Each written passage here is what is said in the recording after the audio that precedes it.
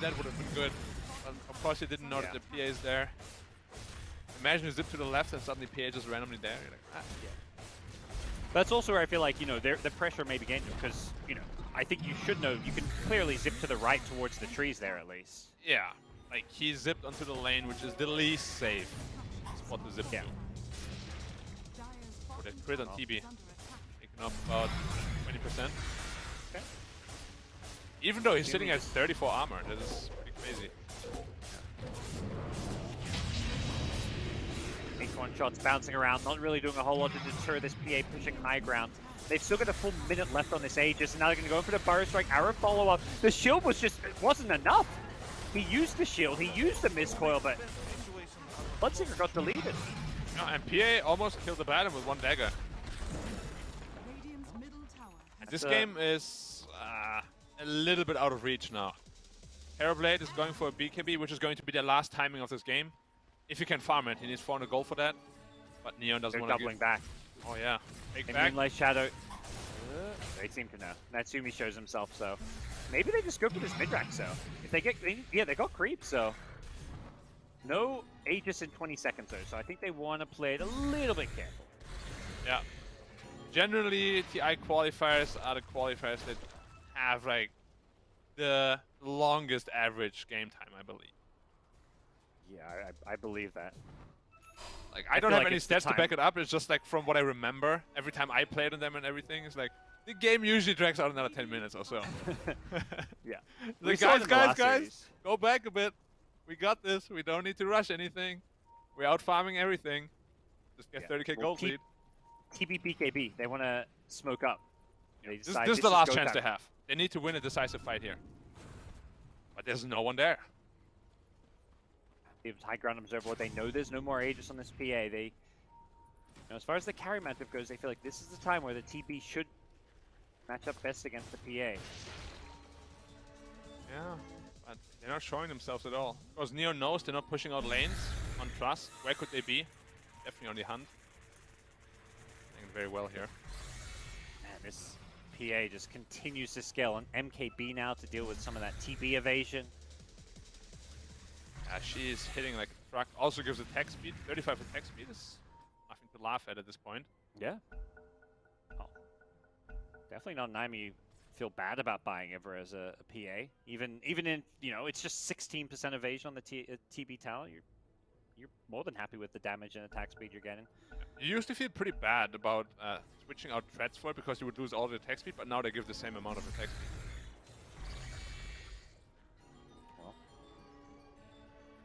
Remember when it gave like even more attack speed and more damage? When was that? It was like it used to give like 70 or 80 damage, right? When yeah, it was like and double attack speed. javelin. It was crazy times.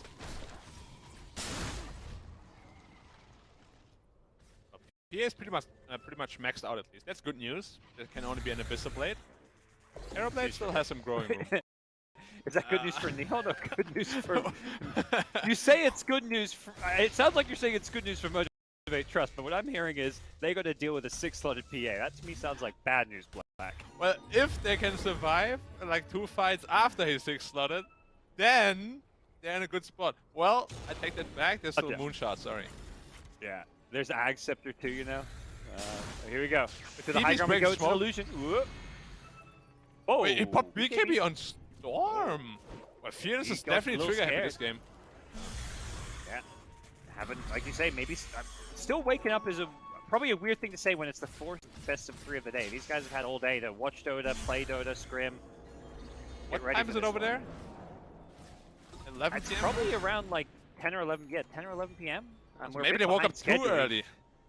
Yeah, they're gonna. No, it's actually a real thing. Like if qualifiers, like if you're at the last match, you should not wake up at like 9 or 10 AM. Like you will actually be kind of drained by the time you get to play. And when you play in pro teams, you usually kind of set your schedule in a way where it suits your tournament play the best. Or your tournament schedule the best, rather.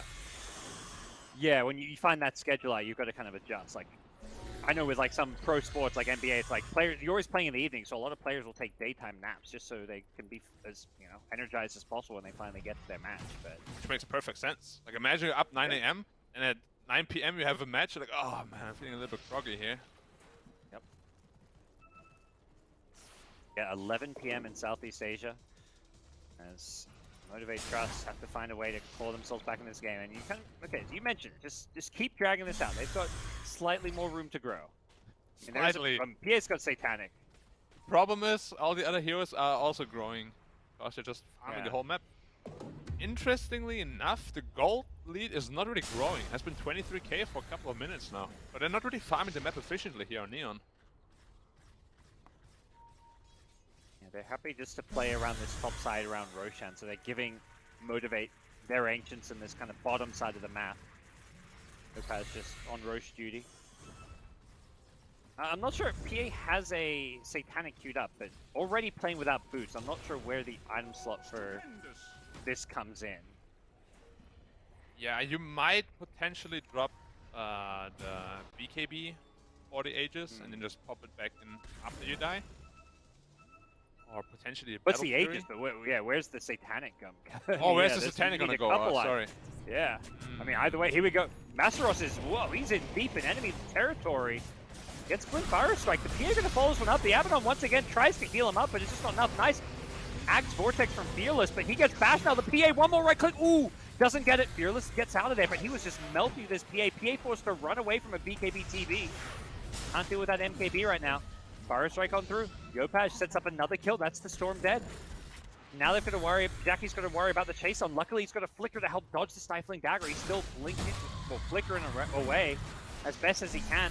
Gets hexed up to stop another Flicker. He's going to have it once he comes out. He's still trying to escape. I don't think there's a happy ending for him here. He looks for the Sunder, but he gets used up. Fire Strike is waiting, and he is down and out for the count. We saw PA can't fight Terrorblade at all, but the rest of the heroes are just too farmed.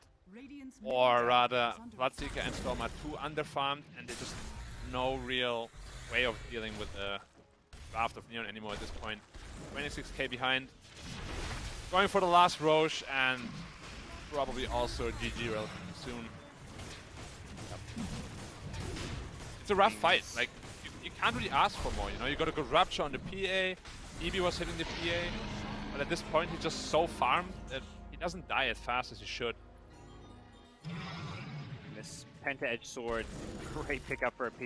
Even has a leveler in the backpack if they want to swap it in for some extra building damage, but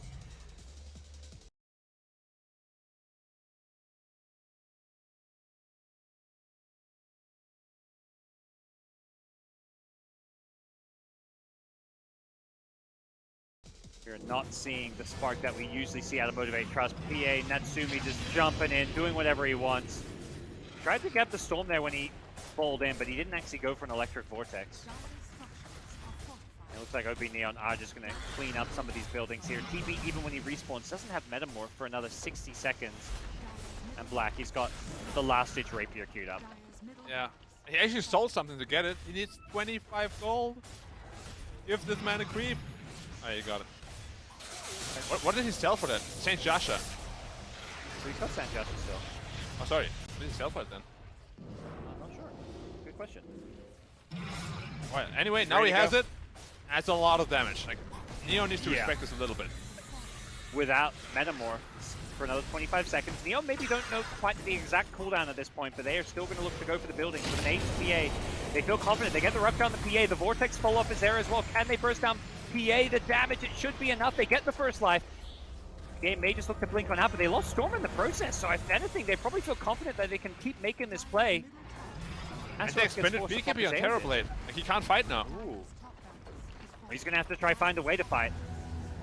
Well, that's Megas. Megas. Maybe they just stole this out, you know, play into Megas with a Rapier TB. Yeah. OB Neon go for the killing blow. They're certainly looking for it. Yopaj doing some celebratory pulses. Yeah. The Sanking claps. Such a good addition to the game.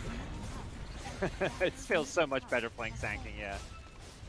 With a slightly improved ultimate, and they're just going for the killing blow. Natsumi going for the tier 4 towers. You have to fight, Jackie. You bought this Rapier. Problem is, throwing just dies too fast here. Natsumi's ignoring the fight. He's just going for the buildings. No, he does want a stat pad. He does want to go for some kills here. He sees a Rapier. He's like, I'm a PA. I want this. Nope. Changes his mind. Goes for the throne. GG. Doesn't quite want it anymore. He thought about it. He blinked forward and he was like, nah. Yeah, DB mattered. He was like, oh no, okay, throw him, guys. If this was a league game, he would have hit the Terror Blade. I can guarantee it. Oh, guarantee that as well. I imagine his teammates, one of the supports was like, dude, hit the buildings. Like, please, just end this game. It's TI on the line, but it is TI on the line, but OB Neon win this game convincingly. Perhaps a bit of a surprise. Yeah, they crushed them with a draft that I thought was pretty questionable. They made it work. A lot of good rotations with the Sanking Mirana combination mid lane. And the PA, because of the lane swap, he had such a good start. Like, she got so many kills, an 8-stack Ancients, which I haven't seen for a very long time. They just enabled her so well. Well played for Neon. Well, yeah, very well played. We'll have a bit more to say about this as well as changes for Game 2. We are going to bring back in Tsunami and take a quick break, and we'll see you then.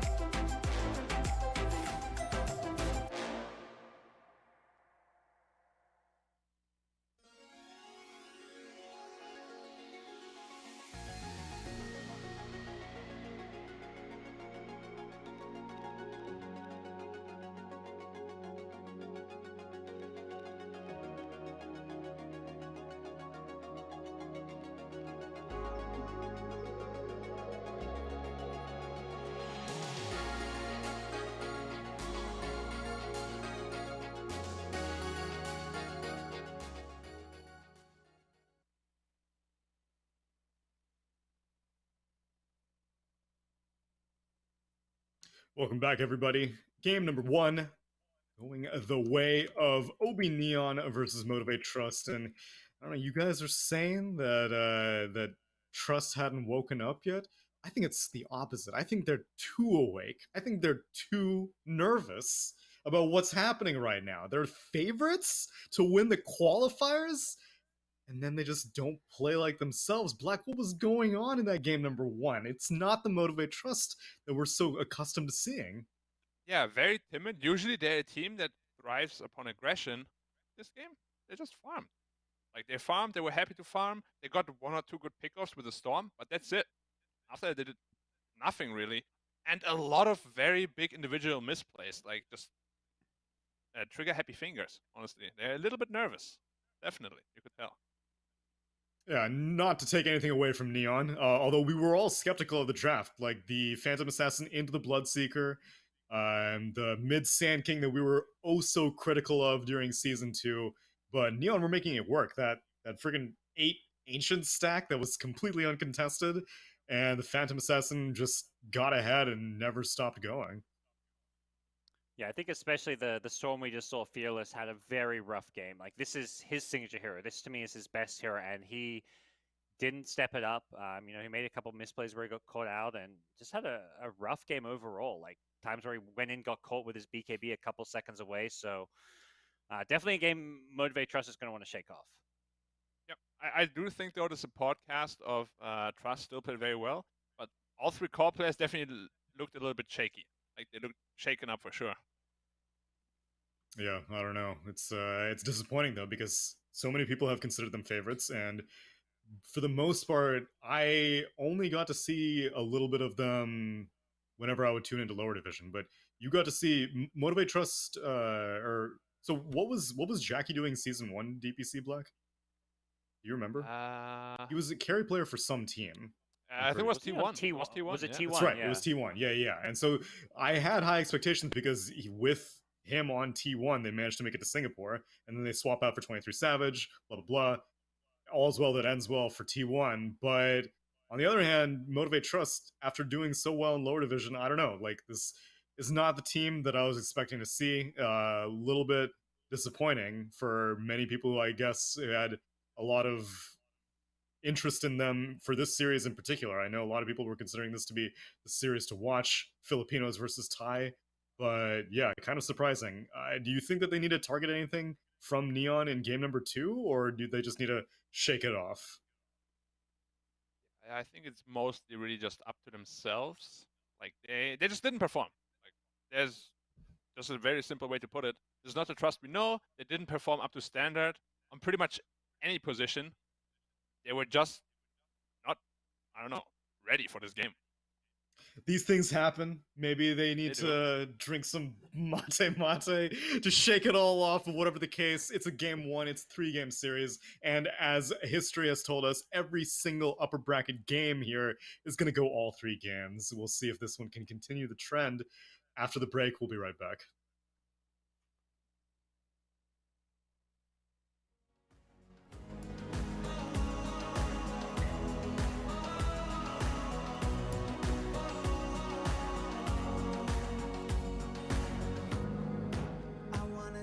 I'm sorry, I got sidetracked and I left you in the cold. I've seen your side of the story, I felt the drawback.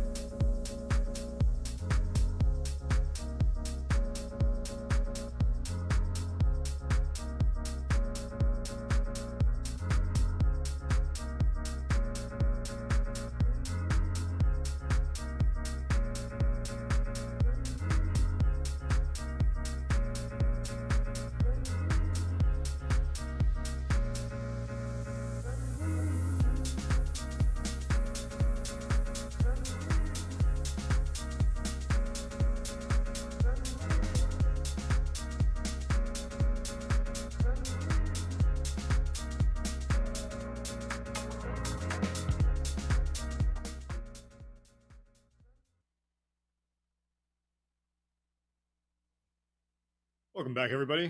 We are coordinating the game, or trying to find the person responsible for coordinating such game. The game coordinator was down, but we're good now, I believe. So game number 2 should be underway briefly. I'm sure Motivate.Trust are more than happy to take all the extra time to gather their bearings, because game number 1, not a good look. In fact, out of all the upper bracket games that I've seen so far, that was probably the most one-sided one. I know you were covering Line B, Black, at least like for one of the series, right? Those were all stomps. You said like 6 out of the 9, or like 5 out of the 6 games were sub 30 minutes. Yeah, it was very one-sided. And even though the game was longer, it didn't really feel competitive. Yeah, it was mainly just hoping that the Terrorblade would eventually come online, but not really a possibility. So let's see. We saw Fearless Storm Spirit. That's his go-to, right, Gods?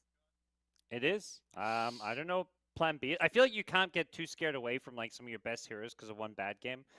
I mean, I don't think you should go first to it, but Motivate need to stick with what they believe in is going to work and what's worked for them. They can't go away from their strats just because of one bad game. What about Fearless Dragon Knight? Oh, never mind, it's banned already. It's one of his best heroes. GG. All right, Yep. First phase, Viper Timbersaw, banned out, DKAA, and Motivate.Trust pick up a Mirana for their first pick. Mirana, huh? I mean, he hit a lot of arrows without any setup, so maybe Q is like, yeah, I can do that too. Yeah, these teams seem to be going away. I feel like the first 3 series was a lot of Axe and Phoenix. Neither of these teams really valuing those heroes. It just seems like they have a different idea about what to play and how this patch works, whereas the previous 6 teams all were just overlapping. So it does seem like a bit of a change up here. Yeah. I've always been very confused with the Mirana power level. Sometimes she feels so bad, other times she feels just god tier. There's just nothing in between.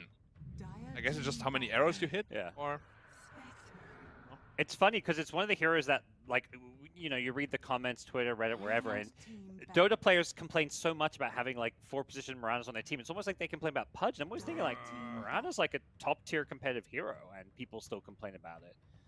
yeah, it's probably because they arrow the range creeps. They're like, why is he doing that? So annoying. That's what they do in Pro Dota, Black. It's True. the same thing. Yeah, I know, but the offlane players in the bracket are probably like, why are you doing that? They don't pressure me anyway. The difference is, and I'm very guilty of this because I love playing Mirana, it's not that they arrow the range creep, it's that they arrow the range creeps mid. Going for the arrows mid, you miss and you hit the range creep. I've done that, a few times. Yeah, I hate that happy. Super hard. Like, I need that range creep for my bottle. I'm done with the game after that. Like, I'm just mentally exhausted. I don't even want to flame the Mirana, I'm just like, alright. Yeah. It's always a very tactical angle where you're like, there's like a 5% chance the mid's gonna walk here. But if not, there's a 100% chance I get the range creep. Yeah. That thought may have gone through my head, maybe, get my arcane boots a little bit faster so I can throw more arrows. I think the best kind of arrow is when they stand behind the range creep and you're acting like you think he's gonna walk on the other side, so you hit him. It's like, oh, sorry, I thought he would move. No, he didn't. He doesn't have phase boots? What? Oh, never mind. Wait, what? He's stuck there? Without boots? Yeah. Obviously, they know a little bit more than that.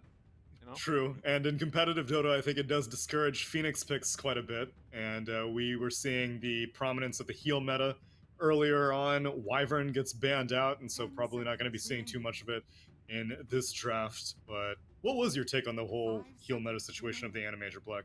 How did you feel about the evolution of Locket being a dead item to like the go-to item? I mean, it's just too good, right? Here's like Wyvern, especially on percentage heals, it's just way too good. Wyvern and Phoenix, most notably. And on other heroes, it's still okay, but not nearly as broken. Like Winter Wyvern just feels like whoever she heals is just 60% of her max health. Or, wow, okay, that's... Suddenly they're picking very fast. Lion Brood? They want to bust out this Brood and give Trust as little time as possible, I think. With that said, they've got their full bonus time, I think, so... Tiny, okay. Ooh. Is it then a mid, Okay. mid tiny? Probably mid, yeah. The thing is, the supports are god-awful against Broodmother, which is usually what makes Broodmother a good pick. Like Clock Mirana, they can't do anything. Starfall doesn't do anything. Clockwork doesn't do anything. Yeah, even like in the game itself, Clockwork's not going to be very useful. So forget about pushing out one of the lanes and making sure that Brood doesn't take a tower. Just in terms of ganking a Brood, you're going to bump into a spider with your hookshot like every single time. And Arrow is going to get eaten up by a spider as well. So yeah, these are... I don't blame Neon for going for a second phase Brood as opposed to a third phase Brood whenever you got these supports on the menu. Yeah, at least the 2 cores can deal with Broodmother. Tiny, of course, one of the best. And Spectre, you can never really kill Spectre with Broodmother because all the spiders will just die of dispersion. In that regard, it's pretty good. I'd asked The lane should be rough. Honlo about this in the previous series. How do you feel about Blade Mail Spectre versus Echo Saber Spectre these days? Do you prefer one or the other, or do you think both are viable in certain situations? I gotta admit that I've always been a bigger Blade Mail fan. It just helps you farm faster. Like, we have seen all the Spectres that are snowballing go for a Blade Mail, and the Spectres that are falling behind more are going for the Echo Saber, which just makes me believe that Blade Mail is a superior item because I just see it win more. And win more convincingly as well. Yeah, and versus a Leshrac, I'm assuming it's probably going to be Blade Mail, because I think that was the situation with Raven in Fnatic. Yeah, he was Spectre versus the Omega Leshrac, and he went Blade Mail, so we'll see which one shows up here. And now, Motivate.Trust need to figure out who's going to be their offlaner. Do they need to worry about answering the Broodmother still with an offlaner? Because your options are limited. Kunkka's gone, Mars is gone, Tide is gone. I feel like they just want some kind of arrow setup. Like, yeah, they've got stuns with Clockwork Tiny, but like for the lane itself, having that proper Mirana partner, that's what Neon target. They ban out Centaur, they ban out, I guess, Sanking theoretically could be mid or off lane, but I think they're looking at those Mirana combos when it comes to the lane. Axe is still in the pool. Axe is in the pool. What about some good old Chinese flavor, offlane CK? Oh yeah, a Chalice classic. Yeah. That doesn't seem like a Masaros hero, though. It really doesn't.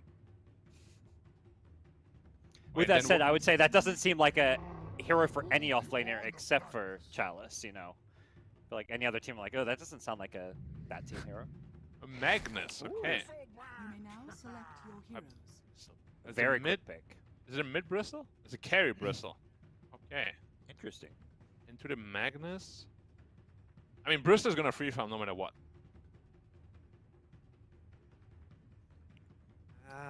And now he'll be free farming against a Mag Mirana lane. Yeah. I don't know how much I like this Magnus pick. Like Spectre Magnus doesn't really benefit a whole lot from Empower. Tiny is quite good with it, but he'll be busy running around most of the time. It's a good draft if it comes online. It's just the early game seems pretty damn weak. Like, it's only Tiny and Clock that are really strong. Oh, I guess they now have all three of their cores are okay at dealing with the Brood. So it's like whichever lane the Brood goes to, or whichever core you send to Brood's lane, they can, you know, clear the Spiderlings at least fairly well. What does Mag build this game? Is it a Blink Dagger, or is it an Echo Saber to worry more about Spiderlings? I think it's more like an Aura bot. He's probably gonna go Mech, maybe to Greaves. Definitely a Blink Dagger 2 at some point, but he just wants to be tanky, so he can be a little bit more annoying. He was like Bristol back. I mean, I'm just not a really big fan of this Magnus pick here. It doesn't really enable anyone. Like, they were already enabled. Like, you now enable them while making your lane weak.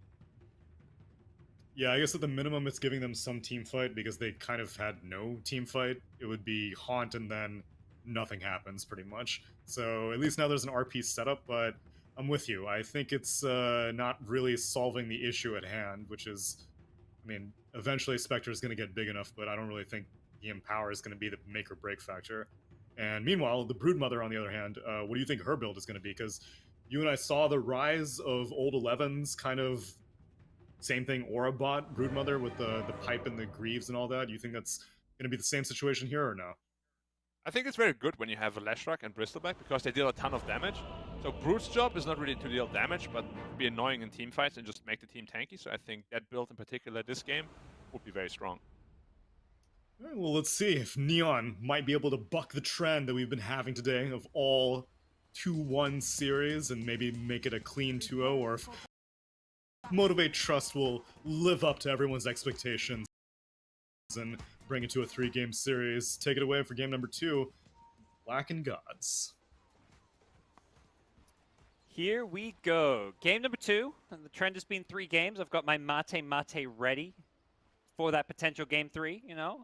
But it does sound like we have some questions about this Motivate.Trust draft that, you know, we're going to have to see if they get answered in a good way or a bad way, because they've got a Brood problem, and even, you know, I feel like even the Bristle, they have not got a lot of damage to deal with the Bristleback this time. Yeah, they will really need Spectre to come online with the Manta style before they can really ever threaten a kill on this Bristle. Maybe if, is it a pos? Oh, it's a 5 clock. So a Vessel is not even going to be that fast, unless Mirana is rushing for it. And they'll definitely need to itemize to counter these heroes. Like, Bristleback is too free if there's no Vessel. Feels like one of those games similar to what we saw earlier today with the Spectre. Is like this, we need to see, much like Raven when he was playing, Spectre using Haunt actively, like to get to fight, to get involved. You can't just passively farm the entire game, so 100%. we'll see. And Spectre bought a magic stick and they're trying to do the same lane swap again they did in game 1. Battle breaking out for the Rune. There's going to be an arrow that gets dodged nicely by OB Neon, and they should be able to get the kill on Lionex here. Great sidestep off of the Impale setup. Gets him a first blood.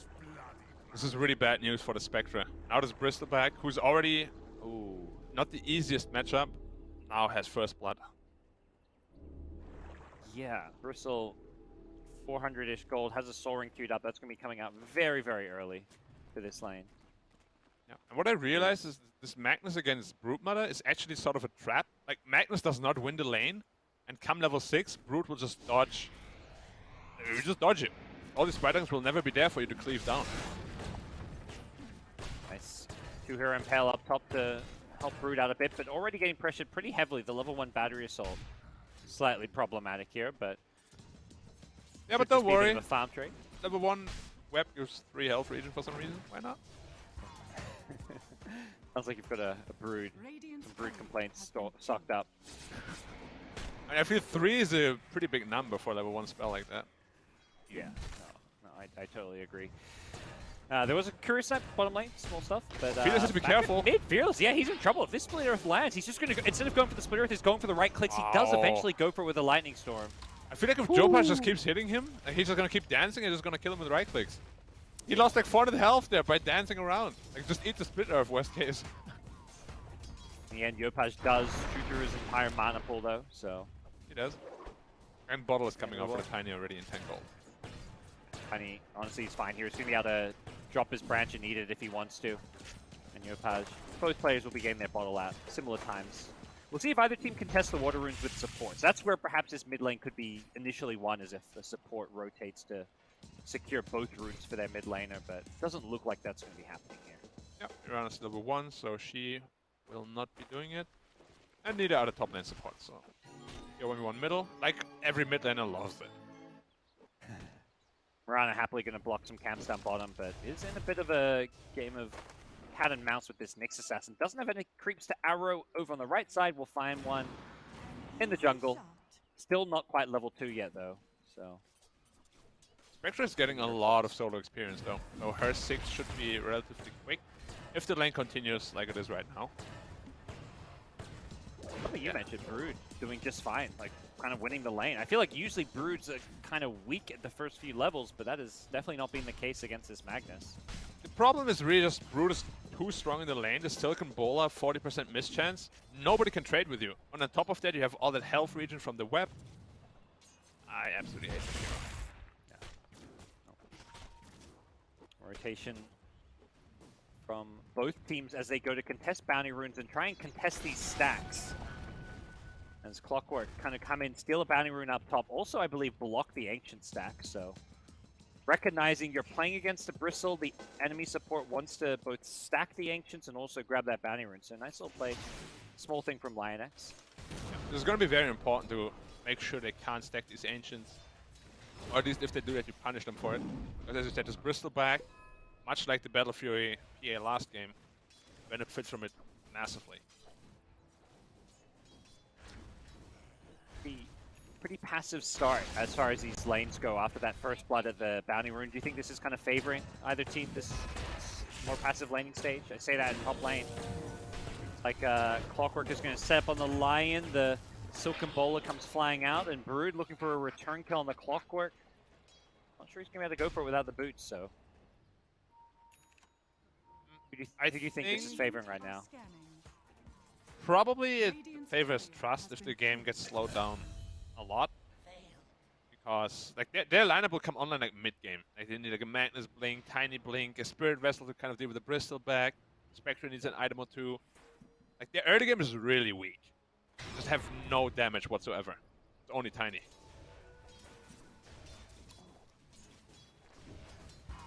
Clockwork went for a suicide play up top after sniping Bristle's courier, though Bristle does manage to get the ring from the enemy secret shop, and as soon as he dies to the tower, he just TPs in mid lane, refills the bottle of Fearless, so making sure that Fearless is a decent time in this mid lane. He's slightly behind the Leshrac, but not by much. Yep. I see you got a Midas queued up. I assume it's just a misclick on the Tiny. On Tiny? The Midas has been the build. Really? Not every game, but so I think it was Thompson who did first on OG like a while back, and a few mid-Tinies in at least South America, and I even want to say Eastern Europe, have been going for this Midas build. Midas into Blink then, yeah? Yeah. I've not seen this build in SEA or China like ever. Yeah. It's news to me. I imagine Fearless has just been watching what some of the other regions are doing with this mid-Tiny. Maybe probably played it himself in some pubs. It's not every game. It's like, I would say 50% of Tinies I've seen mid have gone Midas. I'm going Blink then Midas. I've seen that as well. Yeah, which I feel like would make more sense this game, simply because the early game is already so greedy / weak that going for Midas first on your most threatening hero in the early game could be a little bit problematic and just give too much space to this Radiant lineup early on into the game. He's not buying the glove, so that seems to suggest what you're saying. Getting that Blink first maybe going to be the better way to play this one. He actually Really bought it good and job. sold it again. Oh, the gloves. Gotcha. Yeah. So maybe he's a little bit unsure still. What he wants It's to do. Clockwork, yeah. We've got to keep eyes on what he's doing. He is not oh, he can't block that stack because he gets impaled, but he has managed to prevent CTM Skem from doing a ton of stacks here. He's just wasting their time. It's only a double stack at the Ancients. Usually you'd see a whole lot more by now. Yeah, like last game, at this point I think it was like 6 already. Stacked pretty much every time he could. That's true. Yeah.